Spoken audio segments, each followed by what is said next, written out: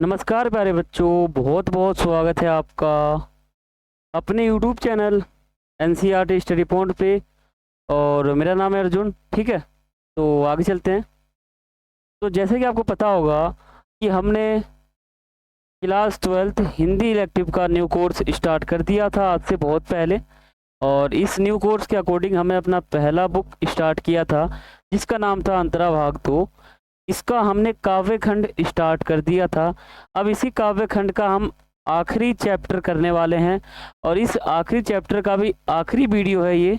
इसमें हमारा ये जो काव्य खंड है ये बिल्कुल समाप्त हो जाएगा, कुछ नहीं बचेगा। ठीक है, तो इसमें हम दूसरे कवित के ऊपर चर्चा करेंगे। हमारा जो कविता है इसका नाम है कवित। ठीक है, कवित एक कविता है इस चैप्टर के अनुसार। ठीक है, और इसे लिखा है घनानंद जी ने। इन्होंने इस कविता को लिखा है और ये जो है हमारा पार्ट सेकंड है इस चैप्टर का।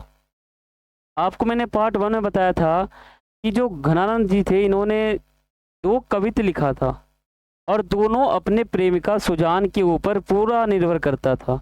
पहले में वो बताते हैं कि तुम मुझसे मिलने आओ, दूसरे में कविता में वो बताते हैं कि तुम मुझसे मिलने में इतना आनाकानी मत करो, मतलब नखरे मत करो। ठीक है, ये है। तो आज हम दूसरे कविता को देखेंगे। इसमें कुल मिलाकर हम यही समझेंगे कि ये जो हमारे कवि हैं ये सुजान को बुलाते हैं और वो जो है थोड़ा बहुत आनाकानी करती है। ठीक है, तो यही हम कुछ पढ़ेंगे इसमें और मैं आपको बिल्कुल आसान और स्पष्ट वर्णन बताऊंगा, एकदम अच्छा बताऊंगा ताकि आपको समझ में आ जाए और आप भूलो ना। ठीक है, तो शुरू करते हैं। और ये जो हमारा आज का क्लास है ये बहुत ही इम्पोर्टेंट है, आप इसको देखें। और ये हमारा जो काव्य खंड है ये आज हमारा ख़त्म हो जाएगा, तो आप इस वीडियो को मिस ना करें, बिल्कुल अच्छे से देखें। तो आप हमारे चैनल को अगर सर्च करेंगे ऊपर यूट्यूब पे तो ऐसे हमारा ओपन हो जाएगा। ठीक है, यहाँ पे आपको एक ऑप्शन मिलेगा जिसे हम कहते हैं प्ले लिस्ट।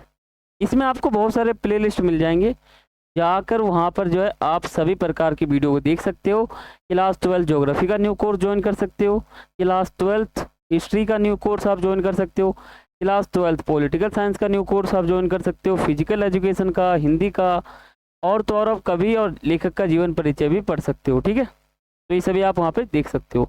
और आप अभी हमारे वीडियो को देख रहे हो तो आपको वीडियो के नीचे एक सब्सक्राइब का बटन दिखेगा, अब इस पर क्लिक करके सब्सक्राइब कर लें और बेल आइकन पे क्लिक कर लें। ठीक है, ये आपका काम इम्पोर्टेंट है। सबसे पहले आप वीडियो को पॉज करें और ये काम कर लें। और वीडियो अच्छा लगा हो तो वीडियो को बिल्कुल लाइक कर देना जब ये हमारा वीडियो ख़त्म हो जाएगा तब। और कुछ भी आपको लगे, कुछ भी आपको पूछना हो तो आप नीचे कमेंट करके आप पूछ सकते हो। ठीक है, तो दो काम आप कर देना, ये दोनों काम आपके इम्पोर्टेंट हैं। तो आगे चलते हैं। और आपने हमारे टेलीग्राम ग्रुप को ज्वाइन नहीं किया है उसको ज्वाइन करें। हमारा जो ग्रुप है वो टेलीग्राम ऐप पर है और हमारे ग्रुप का नाम है A.K NCERT स्टडी पॉइंट। ठीक है, तो आगे बढ़ते हैं। और आपका कोई भी सवाल है, कोई भी क्वेरी है तो आप मुझसे पर्सनली पूछ सकते हो। इंस्टाग्राम पे यूजर नेम आप यहाँ पे देखो लिखा हुआ है। ठीक है, ये आप सर्च करोगे तो ऐसा ऑप्शन आ जाएगा प्रोफाइल पे, यहाँ पे जाके जो है आप मुझसे पर्सनली पूछ सकते हो। और आप मुझे फॉलो करना बिल्कुल ना भूलें। ठीक है, और यहाँ पे आपको हमारे ग्रुप का लिंक मिल जाएगा, टेलीग्राम ग्रुप का, और हमारे यूट्यूब चैनल का भी लिंक मिल जाएगा ताकि आपको सुविधा हो और कोई परेशानी ना हो। ठीक है, तो आगे चलते हैं। देखो, सबसे पहले मैं आपको बताता हूँ सारांश यानी समरी क्या है, इस चैप्टर का गहराई क्या है। यानी ये जो हमारा चैप्टर है ये चैप्टर किसके ऊपर चल रहा है, क्यों चल रहा है। ठीक है, ये आप समझोगे तो आपको ये चैप्टर बिल्कुल ईजी लगेगा। तो देखो, घनानंद जी द्वारा रचित दो कवित हमारे हिंदी की पाठ्य पुस्तक अंतरा भाग 2 में दिया गया है। आपको पता है कवित नाम का एक कविता है, ठीक है, जो हमारे बुक में डाला गया है और डाला गया तभी तो हम पढ़ रहे हैं। ठीक है, और देखो पहले कवित में घनानंद जी बताते हैं, उन्होंने लिखा है और कहा है कि वो अपनी प्रेमिका सुजान से मिलने के लिए कितना व्याकुल है और कवि चाहते हैं कि उनकी प्रेमिका एक बार उनको दर्शन दे या फिर उनके पास आए। ठीक है, और जो हमारा दूसरा कवित है इसमें ये बताते हैं कि जो इनकी प्रेमिका है सुजान वो इनसे मिलने में आनाकानी कर रही है, नखरे कर रही है। ठीक है, इसी का वर्णन यहाँ पे किया गया है। ठीक है, तो देखो ये जो हमारा पहला कवित है ना इसको हम कर चुके हैं, तो इसको मैं कट लगा देता हूँ पूरा। ये हमारा हो चुका है, ठीक है। तो आज हम दूसरे कवित के ऊपर ध्यान देंगे, पूरा इम्पोर्टेंट ये हमारा वीडियो, हमारा जो ये क्लास है इसके ऊपर ही निर्भर करेगा।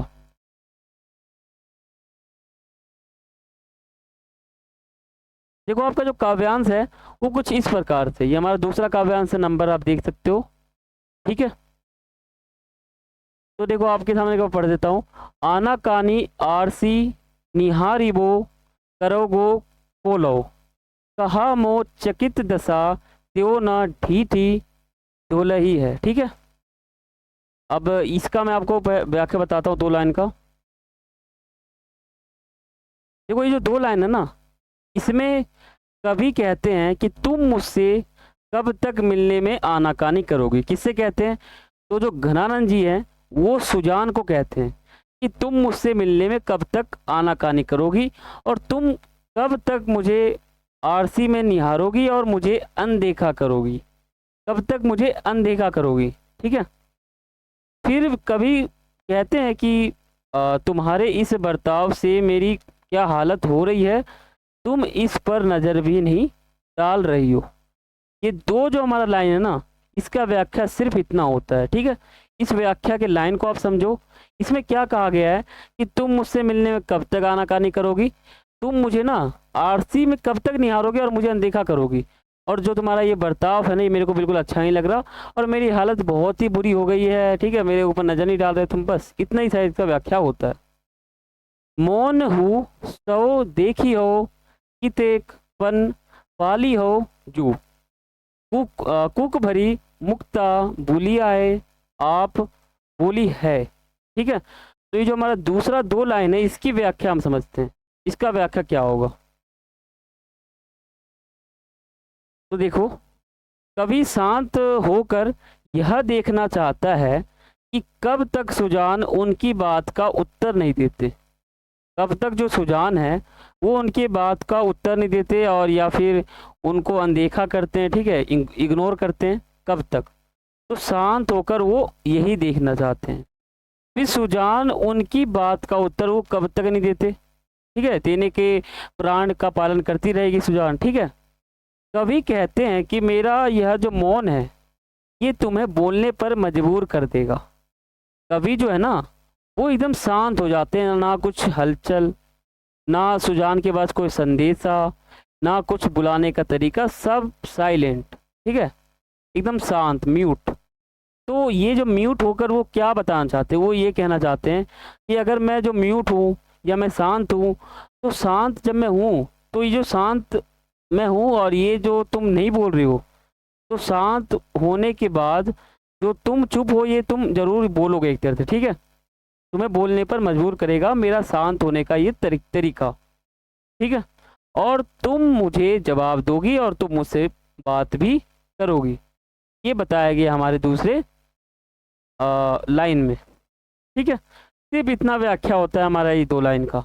अब व्याख्या के लाइन को समझो, कुछ नहीं कहा गया, कहा गया है कभी अचानक से शांत हो जाते हैं, वो सोचते हैं कि मैं अब एक काम करता हूँ, मैं अब चुप हो जाता हूँ, मैं कुछ नहीं कहता हूँ, ठीक है। ये जो मैं चुप हो रखा हूँ ये कारण बनेगा एक सुजान को बोलने का, ठीक है, बस इतना कहा गया है।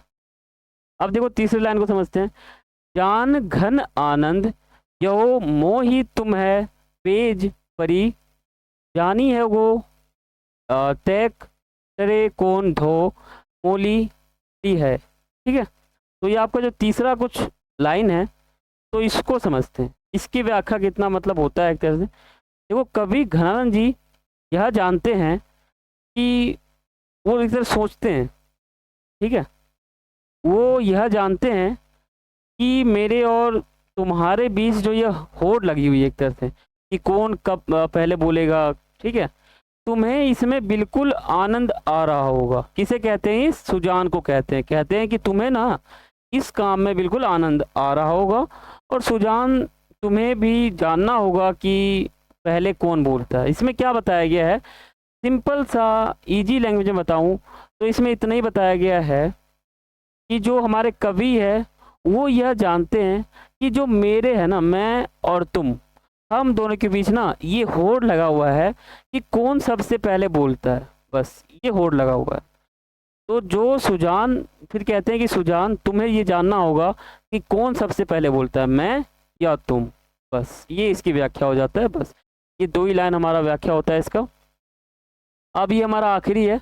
रुई दिए रगो है रहोगो और कहा लो बहरावे की, कब हूँ तो मेरी है पुकार, कान खोली है।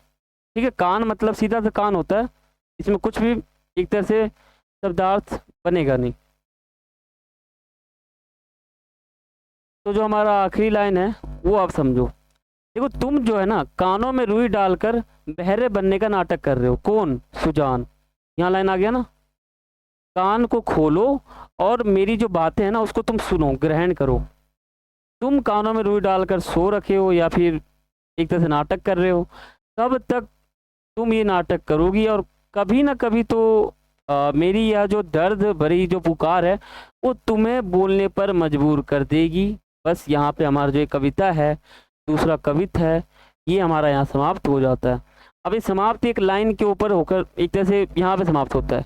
आखिरी लाइन पढ़वा, आखिरी लाइन में क्या लिखा हुआ है कि जो ये दर्द भरी जो पुकार है ये तुम कभी ना कभी सुनोगे और मुझे जवाब दोगे।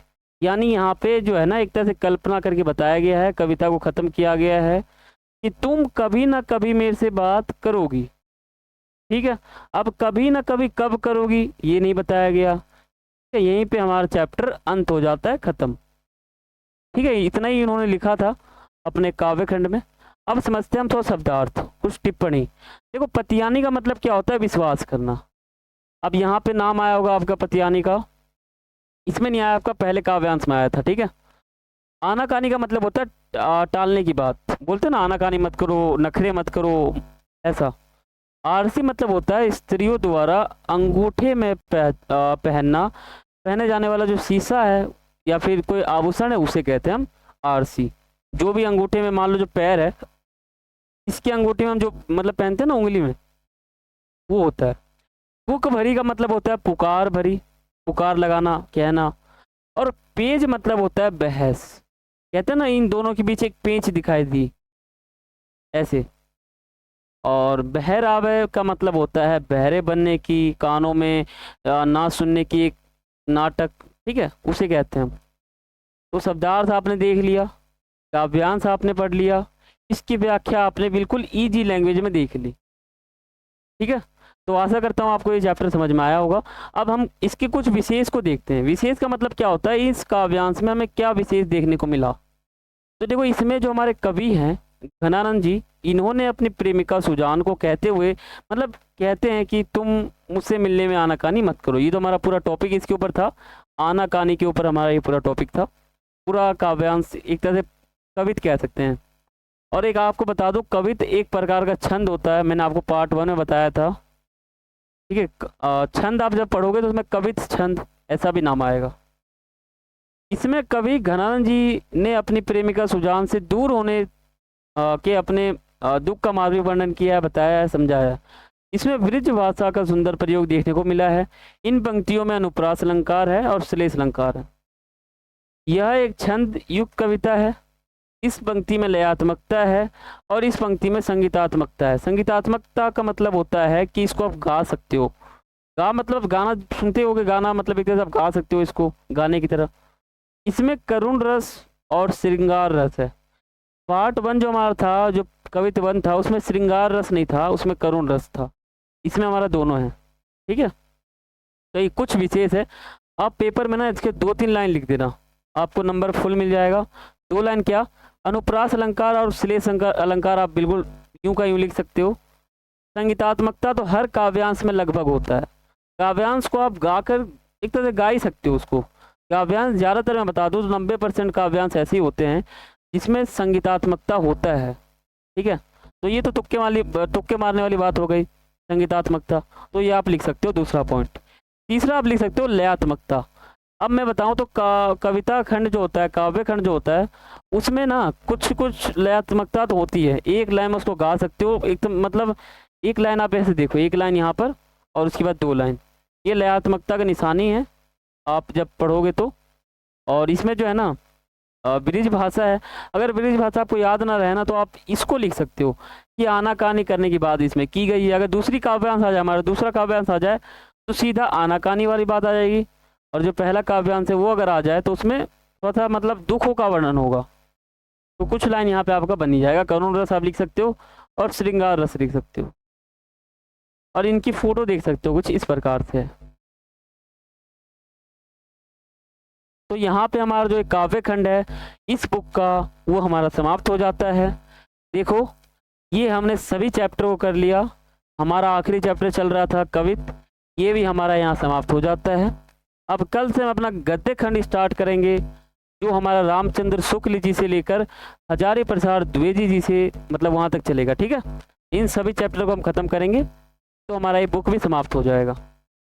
तो आशा करता हूँ आपको ये पूरा काव्य खंड बिल्कुल ईजी लैंग्वेज में आपको समझ में आया होगा, ज़्यादा कुछ दिक्कत आपको नहीं हुआ होगा।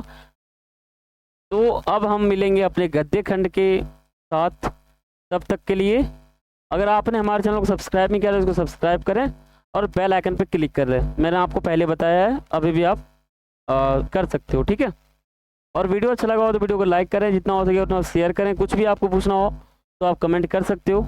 ठीक है, तो मिलते हैं अगले वीडियो में, तब तक के लिए सभी को थैंक्स फॉर वॉचिंग। जय हिंद, जय भारत।